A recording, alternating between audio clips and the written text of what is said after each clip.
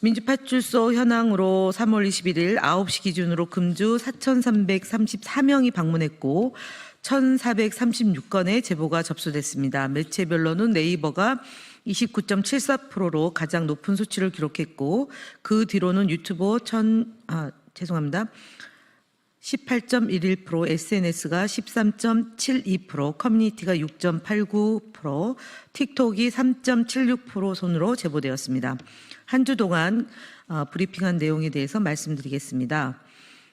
첫 번째로는 이재명 대표를 포함해 민주당 주요 인사에 대한 암살 등 테러와 관련된 음모론과 관련된 제보입니다. 해당 제보는 지난주에 이어서 이번 주에도 지속적으로 진행됐고요. 소기천 교수가 개인 SNS에 게시한 이재명 대표 암살 계획 성공을 빈다는 발언을 인용하며 네이버 등 다양한 온라인 매체에서 소기천 교수가 틀린 말 했냐 등의 암살 계획에 동조하는 글이 다수 게시되고도 있었습니다. 두 번째는 탄핵 촉구 시위 중에 고인이 되신 민주당원의 죽음과 관련된 고인 모독과 허위사실이 유포되는 정황과 서부지법에 대한 제2폭동을 암시하는 글 등이 유포되는 정황이 제보되었습니다.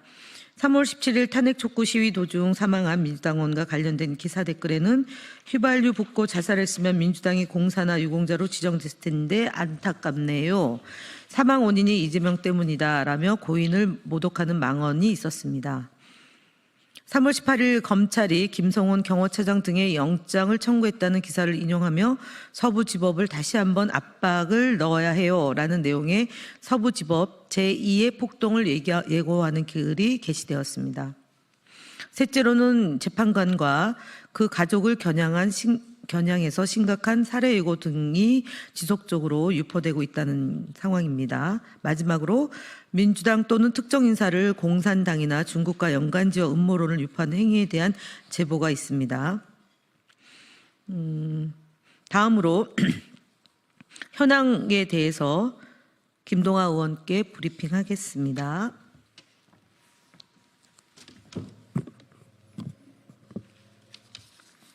네, 주요 대응 현황 보고드리겠습니다. 핀앤드마이크와 매일신문에 대한 언론 대응 보고드립니다. 핀앤드마이크는 이재명 대표가 이른바 3대 내란을 저질렀으며 이에 따라 형장의 이슬로 사라질 급이라는 저급한 표현을 사용해 보도했습니다. 해당 보도는 이재명 대표가 실제로 내란을 저질렀는지 여부와 별개로 형장의 이슬이라는 극단적인 표현을 사용했다는 점에서 언론이 지켜야 할 최소한의 책임과 윤리를 심각하게 훼손한 것으로 판단됩니다. 이는 사실상 이재명 대표에 대한 사형을 언급한 것이며 매우 부적절하고 무책임한 보도입니다. 또한 매일신문은 줄타내기 헌재를 무능하게 만들었다는 제목의 기사를 보도하였습니다. 이는 조선일보가 전날 보도한 내용과 같은 맥락으로 사실을 과장하여 왜곡한 전형적인 기사라 할 수 있겠습니다. 이에 국민소통위원회는 두 언론사의 해당 보도에 대해 언론중재위원회에 정식으로 제소하였습니다. 언론을 가장한 지라시 수준의 저급한 보도에 대해서는 끝까지 책임을 묻겠습니다. 다음 채널A 등 방송 대응 관련하여 보고드립니다. 채널A 뉴스 탑10에서는 윤석열 대통령 탄핵을 주제로 찬반 토론을 진행하면서 탄핵을 반대하는 여당 측의 입장만을 담은 자료 화면을 일방적으로 송출하는 등 특정 입장에 치우친 토론이 이루어졌습니다. 이로 인해 방송의 공정성이 심각하게 훼손된 것으로 판단됩니다. 이에 국민소통위원회는 해당 방송을 방송통신심의위원회에 공정성 위반으로 신고하였으며 향후에도 지속적인 모니터링을 통해 균형 잡힌 토론이 이루어질 수 있도록 대응해 나가겠습니다. 다음 유튜브 신인균의 국방TV 채널 관련 대응 보고입니다. 구독자 152만 명을 보유한 신인균의 국방TV 채널에 대해 다수의 제보가 접수되었습니다.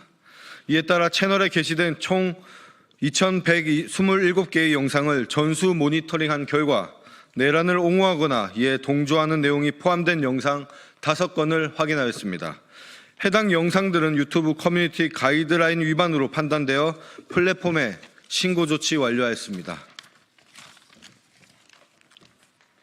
네, 국민의힘 거짓말 시리즈 65번째부터 7번째까지 말씀드리겠습니다. 권영세 국민의힘 비상대책위원장이 3월 20일 국민의힘 비대위원회에서 민주당 당비가 이재명 대표 형사사건을 대리하는 변호사들에게 흘러간 정황이 확인되었다라고 주장하였습니다. 권영세 위원장의 발언은 이재명 대표 개인 재판 비용을 민주당이 지불하고 있다고 대중이 잘못 인지하게끔 진실을 교묘하게 흐리는 악의적인 거짓 선동입니다. 더불어민주당은 이재명 대표 개인 법률 사무에 당비를 사용하지 않습니다. 해당 계약은 당 차원의 법률 대응을 위해 용역을 계약하고 비용을 지출한 것뿐입니다. 국민의힘 또한 소송, 고발 등을 당비로 처리하고 있는 당 차원의 법률 사무가 분명히 있을 것입니다. 악의적인 거짓 선동을 멈추시길 바랍니다. 국민의힘 거짓말 시리즈 66번째입니다. 3월 20일 홍준표 대구시장은 본인의 SNS에 서울시 토지거래 재지정은 지나가는 개에 한번 물린 것에 불과 오세훈 시장 화이팅 등의 글을 업로드하였습니다. 오락가락 정책 시행으로 인한 행정비용, 정부 부동산 정책에 대한 신뢰 하락으로 인한 그 사회적 비용 등 엄청난 유명의 비용과 폐해를 초래한 이번 사태가 지나가는 개에 물린 정도에 불과하다는 거칠고 안이한 현실인식이 그저 놀라울 지경입니다. 이 사태가 홍준표 시장의 안이한 인식보다 훨씬 심각한 상황을 초래한 정책 실패라는 점에서 홍준표 시장의 발언은 명백한 거짓말로 볼 수 있습니다. 국민의 피해보다 오세훈 시장의 주눅들미 더 걱정되는 듯한 태도는 놀랍습니다. 대체 홍준표 시장은 대구시정을 어떻게 운영하고 있는 것입니까? 이렇게 묻지 않을 수 없습니다. 국민의힘 거짓말 시리즈 67번째도 바로 말씀드리겠습니다. 나경원 전 국민의힘 원내대표는 3월 중 각종 기자회견을 통해 탄핵 이후 줄곧 듀 프로세스, 적법 절차를 강조, 헌법재판 과정에서 10개의 절차 위반 지적 등을 언급한 바 있습니다. 나경원 전 원내대표의 주장은 자가당착적인 모순입니다. 윤석열의 불법 계엄은 국무회의 등 듀 프로세스를 지켰는지, 최상목 대행은 마은혁 재판관을 임명하라는 헌재의 결정에 왜 듀 프로세스를 제대로 하지 않고 버티고 있는지 되묻고 싶습니다.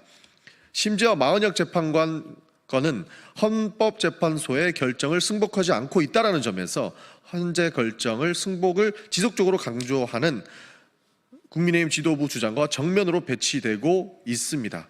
나경원 전 원내대표와 국민의힘은 듀 프로세스를 강조할 자격이 없습니다. 법 지키라고 하는 것이 그렇게 어려운 문제인지 다시 한번 국민의힘으로부터 새삼스럽게 느껴집니다. 이상으로 마치겠습니다. 자, 그러면 지금부터 잠시만 주목해 주시기 바랍니다. 제가 구독자분들을 위해서 선물 하나를 준비했는데요. 제가 항상 여러분들께 드리는 말씀이 있습니다. 뉴스만 평소에 잘 챙겨보셔도 돈이 되고 돈을 벌 수 있다라고 말씀을 드렸는데요. 여러분들은 여기 보시는 삼성전자 뉴스를 보고 어떤 생각이 드세요? 아니면 정치인들의 뉴스, 날씨 뉴스를 보고는 어떤 생각이 드시나요? 그냥 뉴스만 보고 끝내는지, 아니면 이 뉴스를 어떻게 이용할 수 있는지, 이 부분을 고민하고 계시는지를 되물어보고 싶습니다. 그 이유가 뭐냐 하면 제가 지난번에 여러분들께 뭐라고 말씀을 드렸었죠? 지금은 반도체 섹터를 눈여겨보셔야 한다고 말씀드렸습니다. 그리고 나서 이런 썸네일들 뉴스를 통해서 많이 보셨을 겁니다. 반도체 내용이 이슈가 됐을 때 부자들은 어떻게 생각한다? 반도체 관련주들은 뭐가 있는지, 어떤 종목이 가장 좋은지, 어디에 투자해야 돈이 몰리는지 자연스럽게 생각한다고 제가 말씀을 드렸죠. 그 이유가 뭐냐 하면 부자들이 봤을 때는 이슈가 곧 돈으로 이어지고 그 이슈가 나에게 돈을 벌어준다는 경험적 확신이 있기 때문에 부자들은 항상 이런 사회적 이슈를 관심 있게 챙겨본다고 제가 말씀을 드렸습니다. 이번에도 마찬가지인데요. 제가 지난번에 시청자분들과 함께하는 주식으로 수익 내기 이벤트를 진행했었죠. 당연히 100% 무료로 진행을 했었고요. 여기 보시면 아시겠지만 제가 지난번에도 구독이라고 보내주신 모든 시청자분들께 반도체 관련주 중에 가장 크게 급등할 딱 한 종목, 많은 종목도 아니라 한미반도체 한 종목을 여러분들께 추천드렸어요. 그러면서 여기 나와 있는 대로 정확히 얼마에 매수해야 하는지, 그리고 수익률이 어느 정도 나왔을 때 팔아야 하는지를, 이런 부분들까지 여러분들에게 정확히 알려드렸었는데 지금 실제로 어떻게 되었다? 오른쪽을 보시면 아시겠지만 제가 지난번 문자 발송으로 이 한미 반도체를 소개해드리고 나서 실제로 이렇게 5배 이상 어마무시한 상승이 나왔습니다. 100만 원만 투자를 했어도 무려 500만 원이 넘는 수익금이 생긴 거죠. 그래서 당시에도 굉장히 많은 분들이 제가 드린 이 한미 반도체로 수익을 내실 수가 있으셨을 텐데요. 다시 한번 축하드린다고 말씀을 드리겠고 이번에도 마찬가지입니다. 앞으로도 2024년, 2025년 계속해서 기대해볼 섹터는 AI입니다. 그 중에서도 AI 반도체는 그 누구도 부정할 수 없는 미래 성장 산업입니다. 그러면 우리가 어떻게 생각해 볼 수 있을까요? AI 반도체 종목 중에 앞으로 크게 대장 역할을 하면서 10배 이상 급등할 수 있는 템베고 종목을 지금부터 열심히 추적해야 한다는 겁니다. 큰 돈을 투자하지 않더라도 월급의 일부분 아주 소액이라도 이 종목을 모아가야 수백 %의 수익률을 손에 쥘 수 있는 것이죠. 지금 여러분이 보고 계시는 이 유튜브 또한 AI 반도체와 아주 밀접한 연관이 있고 반도체야말로 대한민국의 핵심 산업으로 앞으로 더더욱 시장은 성장할 수밖에 없습니다. 그렇기 때문에 제가 이번에도 뭘 보내드리고 있냐면 지난번과 똑같이 구독이라는 문자를 보내주시면 제가 AI 반도체 관련주 중에 앞으로 대장주 역할을 하면서 주가가 가장 크게 급등할 한 종목을 여러분들께 문자 발송으로 종목명과 사고 파는 시점을 모두 알려드릴 건데요. 그 문자를 받고 여러분들이 주식으로 돈 버는 연습을 한번 해보셨으면 좋겠고요. 혹시라도 나는 주식을 하지 않는다 하시는 분들은 주변에 주식하시는 지인분들에게 말씀을 해주셔도 되고요. 아니면 연세가 있으셔서 투자가 어렵다 하시는 분들은 이 종목을 자녀분들에게 한번 사봐라. 이걸로 한번 수익을 내봐라. 이렇게 조언을 해주실 수도 있는 거겠죠. 그래서 지금 이 영상을 보시는 시청자분들 중에 나도 이번 종목이 좀 궁금하다 하시는 분들은요. 누구나 상관없이 그리고 어느 시간대나 상관없이 부담 없이 010-2514-5930번으로 구독이라는 문자 보내주시면 제가 이번에도 똑같이 무료 추천 급등주 문자를 보내드리겠습니다. 이해되시겠죠? 제 번호 010-2514-5930번으로 구독이라는 문자 보내주시면 여러분들이 직접 이슈를 통해서 돈 버는 연습을 해보실 수가 있는 거고 제가 돈을 받는 것도 아니고 투자를 대신해 드리는 것도 아니기 때문에 부담 없이 신청해 주시면 되는 겁니다. 그리고 수익이 나면 저는 다른 것은 하나도 바라지 않습니다. 제 채널에 구독, 좋아요 한 번씩만 눌러주시라 이렇게 다시 한번 말씀을 드리겠습니다.